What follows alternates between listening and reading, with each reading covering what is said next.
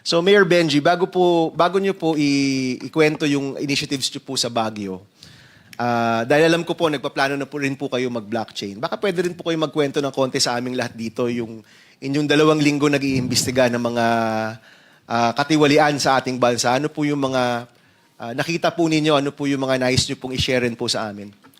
Thank you very much, Mr. Chair. Thank you, and to our special guests and fellow public servants. Magandang umaga ho sa inyo lahat. I had a very brief stay with ICI, Mr. Chair. But the one thing that I found out, there are actually only 3 players, main players yan. Yung mga korap na politiko, yung mga korap na mga bureaucrats, and we're talking about infra, ibig sabihin mga korap na DPWH officials, at yung mga korap din ng mga contractors. Lahat sila korap dyan. Lahat. And the way I see it, it has become a cottage industry, a livelihood program. Sa laki ng perang involved. There should be 5 major players. Yung funder, which usually yung mga lawmakers, the DPWH at yung mga contractors, local government at yung community. Pero in-is out yung last dalawa. So sila lang nag-uusap. Most of the time, when we ask them, bakit hindi kayo transparent sa records? Bakit hindi nyo ilabas? Ang lagi nilang sinasagot is, paano kung i-alter nila? Paano kung baguhin at sirahin kami sa social media? So, ibig sabihin, anong mechanism? And that's the reason why we're pursuing this, itong transparency and accountability mechanism. And na-introduce nga itong blockchain sa amin. So, pag in-introduce mo, sinabi mo na sa mga official na yan na, bakit hindi nyo blockchain? Wala na silang rason. Kasi very weak yung kanilang alibay. Nasabihin na, hindi namin gagawin yan kasi baka nakawin. O kaya baka i-alter kasi sirain pa kami. So, it's a very weak alibi, pero may rason pa rin sila. May lusot sila. I was really surprised when suddenly I was asked, or there was a press conference, without even consulting me, calling for me, and it was actually a hastily arranged press conference. Then suddenly, binabanggit na doon na I'm not an investigator, I'm just a legal advisor. When in fact, sila naman ang gumawa nung designation na yun, legal advisor and investigator. So there were contrasting na mga pronouncement. Kakayanin ko pa yun tatanggapin ko pa yun Tatanggapin ko rin na wala akong authority over the PNP CIDG, which is true.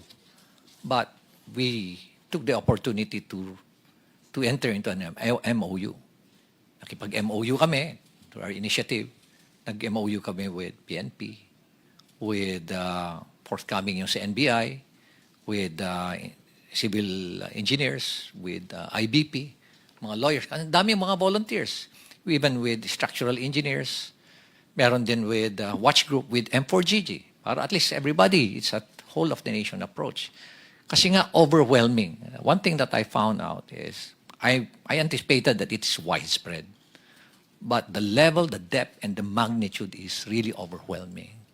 That hindi mo kakayanin ng 1 taon, 2 taon to investigate because it's in thousands of cases. Sabi ko nga, it became a cottage industry. Sa isang probinsya nga lang, sabi mo, isipin mo mga 50 ghost projects, 40 ghost projects. O kaya undocumented na mga projects, umaabot sa 9,000. Sa isang probinsya pa lang yan.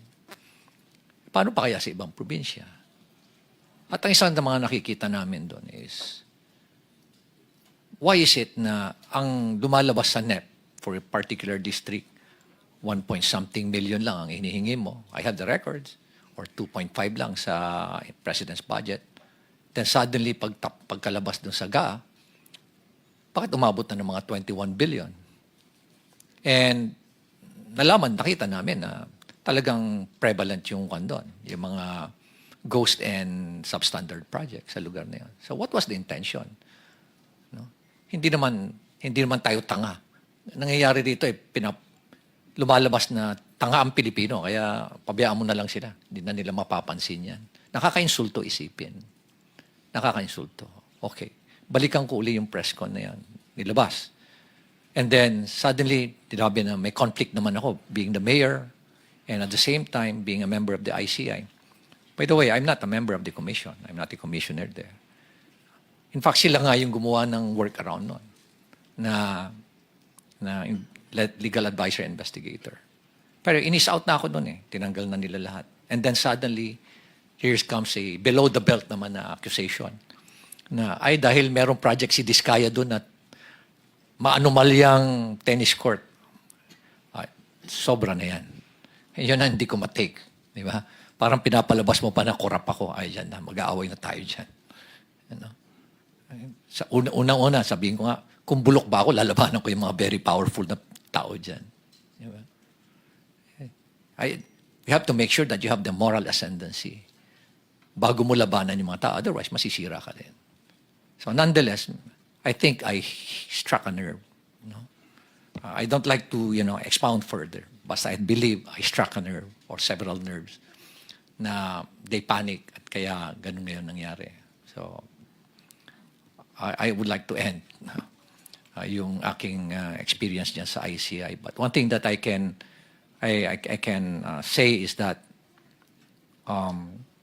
there's no transparency. There's no transparency whatsoever. Nakita namin yan ni Secretary Vince. Tinago lahat. No? And they are just so comfortable doing it. They're not afraid. Imagine, hindi man lang nila naisip na paano ang taong bayan. Nakaka-insulto pa. At ito nga, lately nga, sinabi pa na yung involved na congressman dyan, si Saldico, he did not abandon it. It was a sacrifice. My God! Nagdakaw ka ng bayan, kasi sasabihin mo, it was a sacrifice on your part. And it's not an abandonment. Ganyan na ba kababa yung standard natin sa Kongreso, Mr. Chair? Ganyan na ba tayo kawalang hiya ngayon? Manhid, di ba? Napaka callousness, hypocrisy. At nakaka-insulto sa mentalidad natin Pilipino. So from there, Mr. Chair, please allow me to read my position paper on why we're pursuing this blockchain initiative. Go ahead. This will just take about 5 minutes, Mr. Chair. Thank you for inviting me to share my perspective as a local chief executive and as someone who has consistently advocated for transparency, accountability, and integrity in public service. The core of our initiative is simple. The entire country has been in the public eye, nationally and globally, in another corruption scandal. Now, I would like to emphasize the word another, paulit-ulit, because it reflects how often we find ourselves repeating this painful cycle and how deeply rooted corruption is in our country today. It's structural, it's systemic, it's highly syndicated and well-organized, Mr. Chair. Tama na. Enough is enough. Every Filipino deserves systems that are not only efficient, but also inherently trustworthy. And with that, trust must be built on systems. I would like to emphasize that trust is the cornerstone of any institution. Baguio City has made deliberate steps to use digital tools to strengthen its governance and enhance public trust.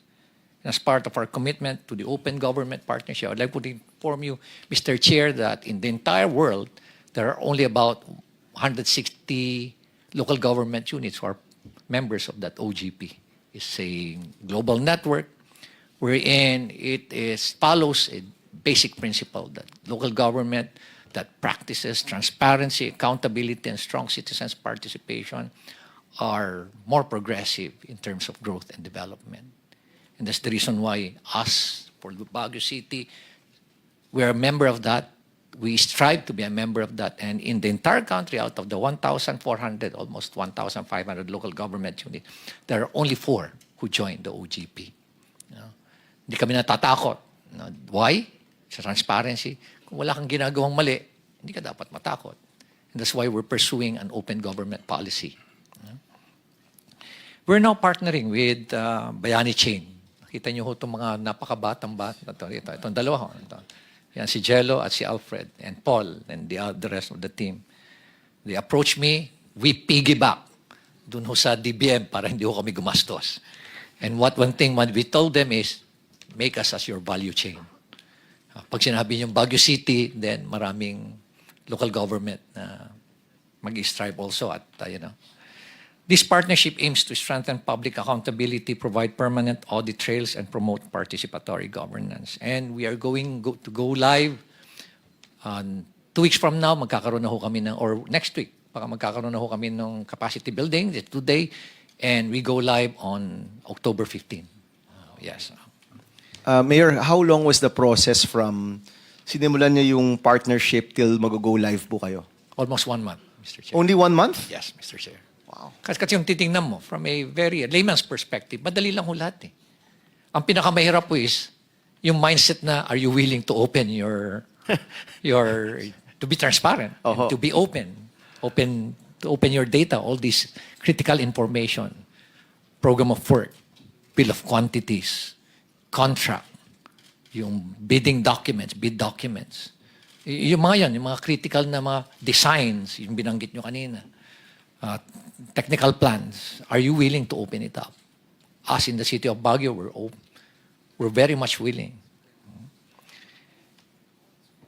With their platform, we will work on digitally recording infrastructure documents, procurement records, and the city's ordinance for permanent traceability and auditability. So lahat, Mr. Secretary, as long as it does not violate the Data Privacy Act, we're going to open it.